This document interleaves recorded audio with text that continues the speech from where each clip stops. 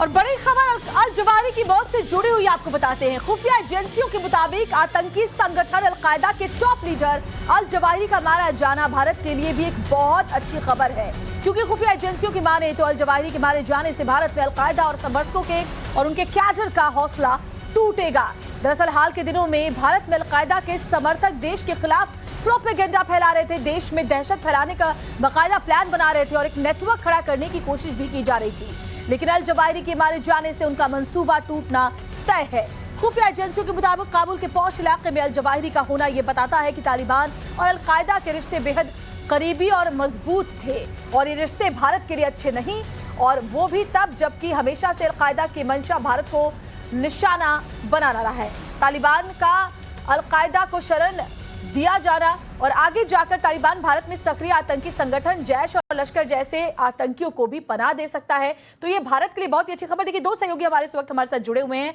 शिवानी हमारे साथ बनी हुई हैं और साथ ही हमारे साथ प्रदीप दत्ता भी बने हुए हैं। प्रदीप, पहले मैं आपके पास आऊंगी।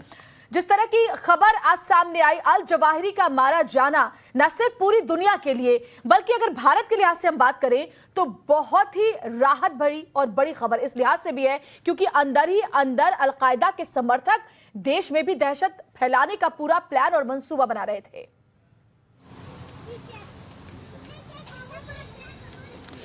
बिल्कुल आपने सही कहा। जब हमने देखा था कि लास्ट ईयर अगस्त में तालिबान का कब्जा एक बार फिर से अफगानिस्तान में हो गया था तो आतंकवादी संगठनों के इरादे बहुत मजबूत हो गए थे, लेकिन अल जवाहिरी के मरने के साथ एक बार फिर से पूरी तरह से उनके इरादे पस्त हो जाते हैं। आपने बिल्कुल सही कहा। इससे पता चलता है कि किस तरीके से तालिबान और अल-कायदा के रिश्ते थे। पहले हमने देखा कि किस तरीके से, और जब हम बात करें तो यह भी गलत नहीं होगा, इंटर सर्विस इंटेलिजेंस और पाकिस्तान के रिश्ते भी अल-कायदा के साथ जुड़े हुए रहे हैं। हमने देखा किस तरीके से उसामा बिन लादेन को एबटाबाद में उन्होंने जगह दी थी और इस बात सिराजुद्दीन हक्कानी का एक ठिकाना था जहां पे अल जवाहिरी अपनी फैमिली के साथ रह रहे थे। ये सिराजुद्दीन हक्कानी वो तालिबान लीडर हैं जिन्हें पाकिस्तान की इंटर सर्विस इंटेलिजेंस पूरी तरह से सपोर्ट कर रही है और इनको रखा भी गया है तालिबान की कैबिनेट में ताकि पाकिस्तान अपने इशारे पे तालिबान को काम करवा पाए। और देखिए, अल जवाहिरी के मर जाने से किस तरीके से जम्मू कश्मीर में भी हालात पे असर पड़ेगा, किस तरीके से हालात ठीक हो जाएंगे, क्योंकि जो ये ग्राउंड पे जो लड़ने वाले आतंकवादी हैं, जब आका जो आतंकवाद का मारा जाए तो उन्हें भी लगेगा कि हम तो कुछ कर नहीं पाएंगे।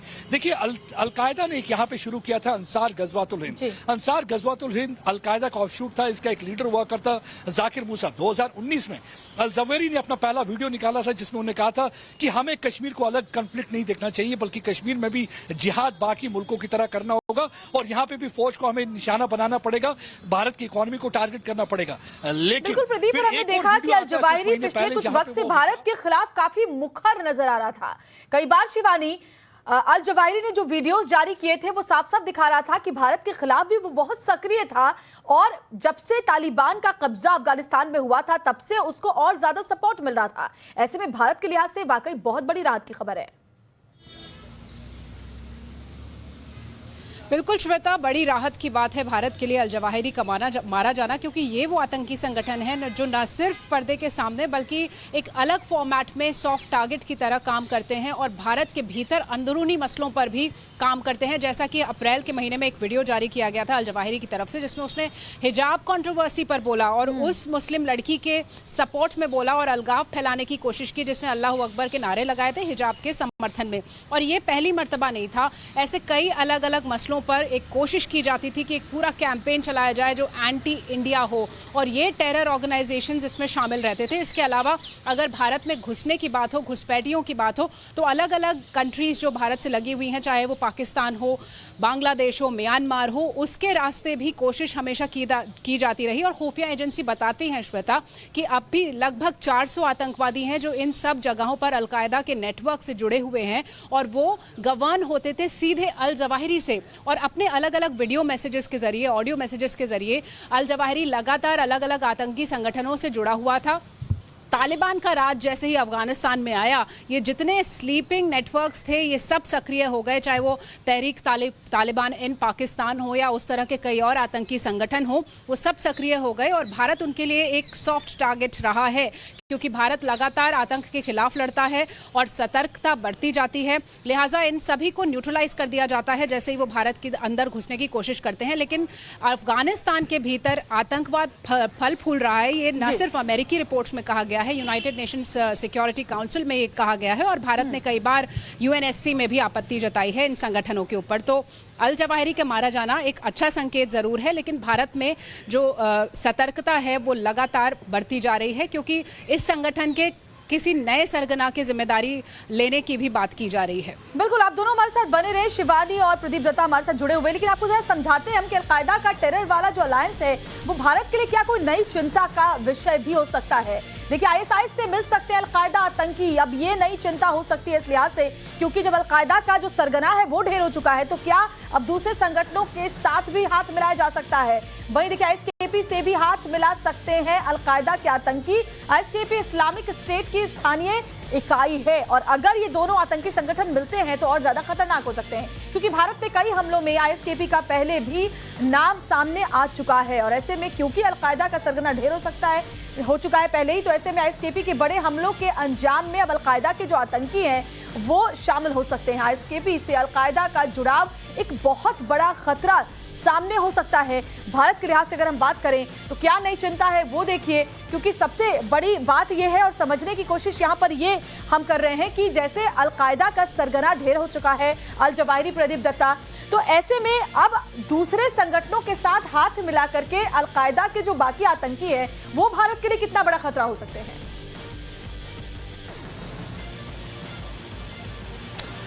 बिल्कुल आपने सही कहा। देखिए, इंटर सर्विस इंटेलिजेंस जो कि पाकिस्तान की स्पाई एजेंसी, उनकी पूरी कोशिश रहेगी कि इस्लामिक स्टेट खुरासन प्रोविंस और अलकायदा को हाथ मिलाया जाए। वो चाहेंगे कि अलकायदा इस समय किसी न किसी और संगठन के साथ जुड़ के भारत पे अपनी कार्रवाई करती रहे।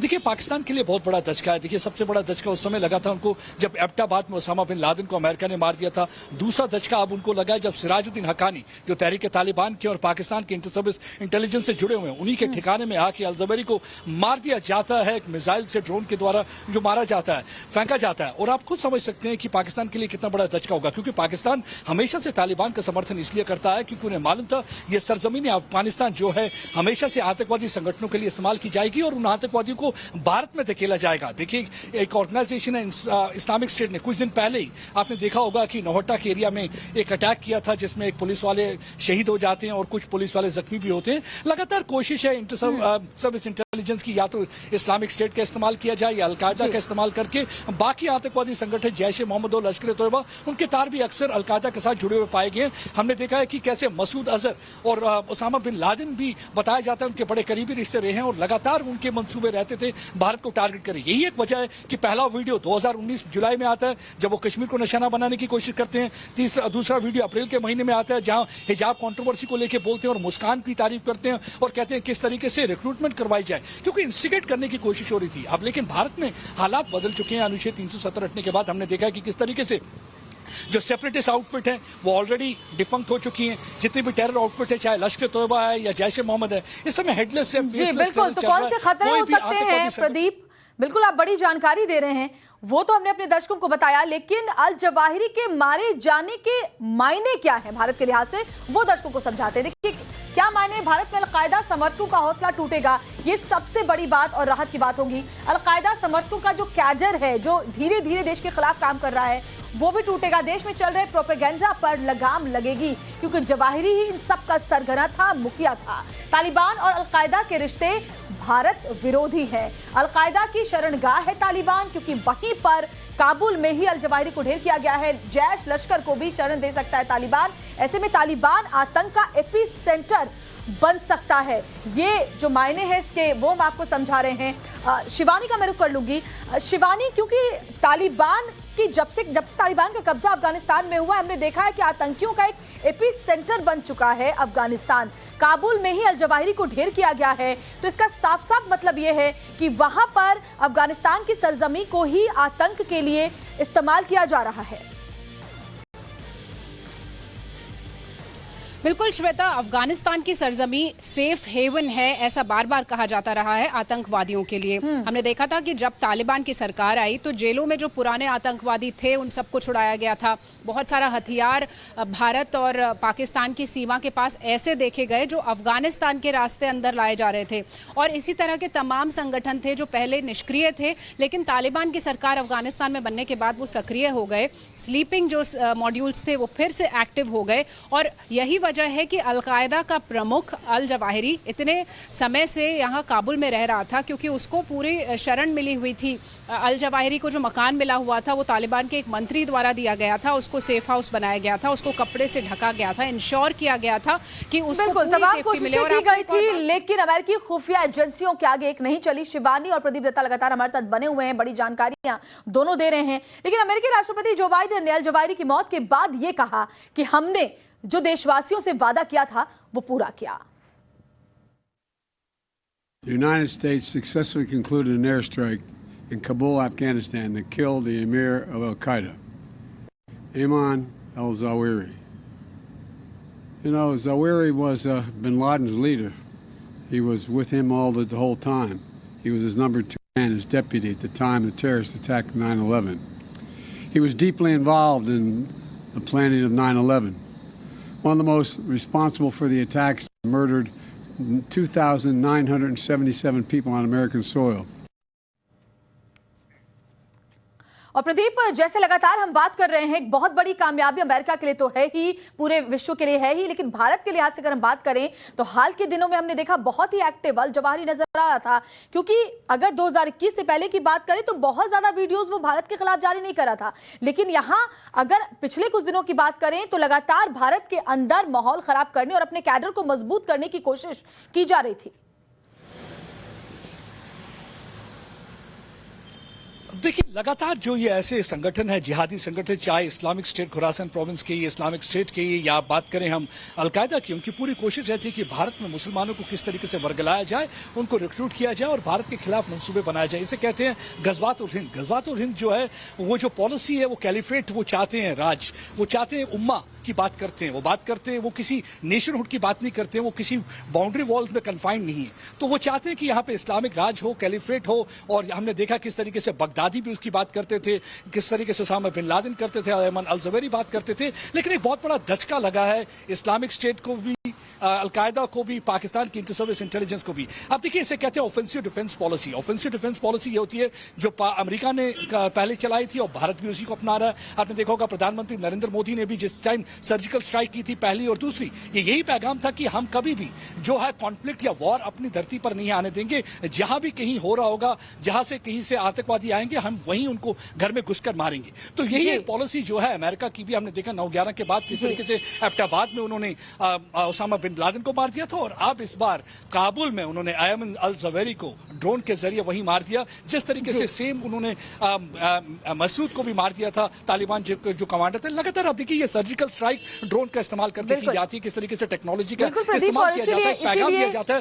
कहा भी जो बाइडेन ने कि भले ही वक्त कितना भी लग जाए, लेकिन जो भी इंसानियत का दुश्मन है, जिसने भी दर्द दिया है इंसानियत को, उसे बख्शा नहीं जाएगा। और देखिए कैसे जो सीक्रेट ऑपरेशन रहा उसको अंजाम दिया गया, उसकी बारीक डिटेल्स हम आपको बताते हैं। जो बड़ी जानकारियां हैं वो ये है कि बहुत ही बारीकी से पैनी नजर इस पर रखी गई थी, क्योंकि देखिए अफगानिस्तान का जो काबुल है वहां पर छिपा हुआ था अल जवाहिरी। एक घर में बकायदा एक सेफ जोन उसके लिए बनाया गया था और हेल फायर मिसाइल से अटैक किया गया। वो उस बालकनी को आप समझ सकते हैं जहां से आप आग निकलता हुआ दिखाई पड़ रहा है आपको। हेल फायर मिसाइल जो कि सीधे टारगेट को हिट करती है, बेहद ही अचूक निशाना साधती है, उसका इस्तेमाल किया गया काबुल में, काबुल की उस बिल्डिंग में जिसकी बालकनी पे कभी कभार अल जवाहिरी आया करता था। उसके अलावा वो कहीं बाहर नहीं निकलता था। रिपर ड्रोन का इस्तेमाल किया गया और उसके बाद हेल फायर मिसाइल वहां से छोड़ी गई जो सीधे जाकर के इस बालकनी से टकराई जहां पर अल जवाहिरी कुछ सेकंड्स के लिए बाहर आया था और उसी वक्त उस पर अटैक किया गया। और बहुत ही बारीकी से, बहुत ही तेजी से, बहुत ही त्वरित यह अटैक किया गया, क्योंकि उसकी हर मूवमेंट पर कई महीनों से नजर रखी जा रही थी। कई महीनों तक बकायदा इसको रीड किया गया। रिपर ड्रोन से जो मिसाइल दागी गई, हेल फायर मिसाइल, उससे अटैक करके सीधे टारगेट को हिट किया गया। अल जवाहिरी का काल कौन सा बना, कौन सा मिसाइल बना, हेल फायर R9X मिसाइल जो बेहद ताकतवर है, बेहद सटीक है। निंजा मिसाइल भी इसका नाम है, निंजा मिसाइल के नाम से भी इसको जानते हैं। हेल फायर R9X मिसाइल को जो इसलिए जाना जाता है कि बहुत ही सटीक निशाना साधता है अपने टारगेट तक, बेहद अचूक, और इसीलिए इसका इस्तेमाल किया गया। यूएस की मॉडर्न मिसाइल है, साइलेंट किलर के नाम से भी इसे जाना जाता है। यानी आप अंदाजा लगाइए कि कैसे ये टारगेट करता है, धमाका नहीं करता, कोई आवाज नहीं करता, ताकि टारगेट को बचने का बिल्कुल भी मौका ना मिले, उसे कोई अंदाजा ना लगे और बस उसके ऊपर वार हो जाए। टारगेट पर सटीक वार, चाकू जैसे ब्लेड इससे निकलते हैं, रडार के जरिए टारगेट को हिट किया जाता है, धमाका नहीं करती, साइलेंट किलर कही जाती है। देखिए ये पूरी इसकी जो तमाम खासियत है वो हम आपको दिखा रहे हैं, और इसीलिए इसका इस्तेमाल, जिसे साइलेंट किलर भी कहा जाता है, वो किया गया अल जवाहिरी को मारने के लिए। देखिए ये हम आपको इसकी खासियत दिखा रहे हैं, अल जवाहिरी का काल कौन बना। ये hello fire R9X missile, Ninja missile भी इसका नाम है। और शिवानी, मैं आपका रुख करूंगी, काफी महीनों से, क्योंकि बहुत ही मुश्किल ऑपरेशन था, जहां पर अल जवाहिरी ने पनाह ली हुई थी वो उसके लिए बिल्कुल सेफेस्ट जोन था, बालकनी के अलावा वो कहीं नहीं निकलता था। लेकिन महीनों की प्लानिंग और सटीक निशाना, ये जानलेवा घातक सटीक मिसाइल ने उसकी जान ली है। श्वेता, आपको बता दूं कि ये जो ऑपरेशन था ये पिछले 6 महीने से जारी था। अलग अलग इनपुट्स जुटाए जा रहे थे, नजर रखी जा रही थी उस घर पर जिसे सेफ हाउस बनाया गया था जहां अल जवाहिरी मौजूद था। और ये वो इलाका था जहां पर 3 किलोमीटर दूरी पर अमेरिकी एम्बेसी है काबुल में। तो आप सोच सकते हैं कि कितना इसको सुरक्षा दी गई थी वहाँ पर, किस तरह से इसे रखा गया था, अपने परिवार के साथ ये अरसे से वहाँ रह रहा था। और जो हेल फायर मिसाइल की बात हम कर रहे हैं, हेल फायर मिसाइल वो मिसाइल है जो अति आधुनिक है, पूरे प्रेसिजन के साथ अपने टारगेट को हिट करती है। एयर टू सरफेस मिसाइल है, 1000 पाउंड का पेलोड ये ले सकती है, और ब्लेड नुमा इससे ब्लेड्स निकलते हैं जिससे कि सीधे जो टारगेट होता है वो वहीं पर ढेर हो जाता है। कोई ब्लास्ट नहीं होता ताकि कोई कोलैटरल डैमेज ना हो। जहां वार होना है वहीं पर वार होता है, आसपास सिविलियंस को कोई नुकसान नहीं होता। तो ये खासियत है हेलफायर मिसाइल की, जिसे रिपर ड्रोन के जरिए यहां पर दागा गया। CIA ने ये ऑपरेशन किया, 2 हेलफायर मिसाइल्स इस्तेमाल की गई श्वेता, और पूरा एक प्लान बनाया गया, एक स्ट्रैटेजी बनाई गई यहाँ पर इस ऑपरेशन के लिए। और कोशिश ये की गई कि जिस वक्त वो बाहर निकले, अल जवाहिरी बाहर निकले, उसी वक्त उसको हिट कर दिया जाए। यानी कि घात लगाकर बैठे हुए थे, पूरा एक सिस्टम था जिसमें मॉनिटरिंग चल रही थी। और जैसे ही जवाहिरी अपने उस घर की बालकनी में पहुंचा, तुरंत रिपर ड्रोन के जरिए ये मिसाइल्स दागी गई और कुछ ही सेकेंड्स के भीतर उसका वहाँ पर वो ढेर हो गया। तो इस तरह का एक बहुत ही बड़ा ऑपरेशन। और बहुत बड़ी बात यह भी है Shweta, physically security forces Afghanistan में मौजूद नहीं है अमेरिका की, वो जा चुकी हैं, लेकिन उनका प्रेजेंस आप देख सकते हैं, जो टेक्नोलॉजी है उसके जरिए वो अब भी वहां पर इतने सक्सेसफुली ऑपरेट कर रहे हैं। उनकी टेक्नोलॉजी, उनकी इंटेलिजेंस और उनके जो लोग वहां पर अब भी मौजूद हैं, जो उनको पुख्ता जानकारियां दे रहे थे अल जवाहिरी के बारे में, उन सबसे अंदाजा लगाया जा सकता है कि अमेरिका ने इसके लिए अच्छी खासी तैयारी की थी। बिल्कुल अच्छी खासी तैयारी की और तैयारी को अंजाम तक पहुंचाया। प्रदीप दत्ता, जब तालिबान का हमला अफगानिस्तान पर हुआ था, उस वक्त अमेरिकी सैनिकों के वापस जाने से जो बाइडेन पर भी सवाल खड़े हुए थे, लेकिन अब अल जवाहिरी का खात्मा अफगानिस्तान के अंदर घुसकर करना जो बाइडेन के लिए भी एक बहुत बड़ी खबर है।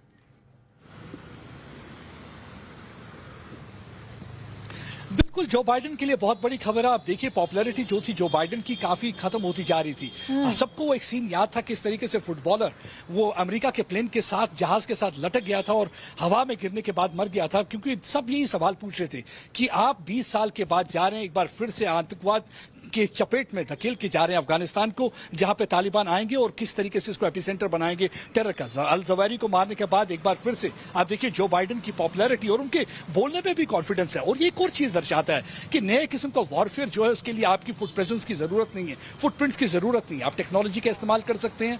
आप देखिए किस तरीके से आप ड्रोन का इस्तेमाल करते हैं। इंटेलिजेंस नेटवर्क होना चाहिए आपका स्ट्रॉन्गर। अगर आपके पास इंटेलिजेंस, आप देखिए बिहेवियर को रीड करते रहे। लगातार देखा जा रहा था कि हर पिछले 6 महीनों से कि अल जवाहिरी की एक आदत थी, वो बालकोनी पे आते थे, बाहर देखते थे, कुछ देर के लिए खड़े होते थे, दिन में 1 बार या 2 बार ऐसा करते थे। वो टाइमिंग उन्होंने नोट करके रखी, जिस टाइमिंग पे आते थे उसी हिसाब से उन्होंने पूरा देखा उनका बिहेवियर कैसा था, पेशेंस रखा पूरा। और जिस तरह ही बालकोनी के पास आते हैं और ये हेल्प फायर जो मिसाइल है जिसने अल जवाहिरी जो कि आतंकवाद की आंख है उनको जहन्नम में पहुंचा दिया। और ये बहुत ही अच्छी खबर है भारत के लिए भी, अमेरिका के लिए भी, जो बाइडेन के लिए भी, और जो लोग आतंकवाद का समर्थन नहीं करते। लेकिन परेशानी की बात भी है, आज भी कुछ लोगों को मिर्ची लगी है। आपने देखा होगा कि जम्मू कश्मीर के पूर्व मुख्य जो एजुकेशन मिनिस्टर रहे हैं नईम अख्तर को बहुत परेशानी हुई। उनकी तरफ से एक ट्वीट आया। ट्वीट में उन्होंने कहा कि लगता है कि तालिबान ने, अरे बाबा, अगर तालिबान ने भी उनको इन्फॉर्मेशन दी है तो अच्छी बात है ना कि किसी ना किसी ने इन्फॉर्मेशन दी और आतंकवाद का आका खत्म हो गया। वो तो जाहिर सी बात है प्रदीप दत्ता कि बिना अंदर की जानकारी के इतने बड़े ऑपरेशन को अंजाम नहीं दिया जा सकता था। आप दोनों का बहुत बहुत शुक्रिया ये तमाम बड़ी जानकारी हम तक पहुंचाने के लिए।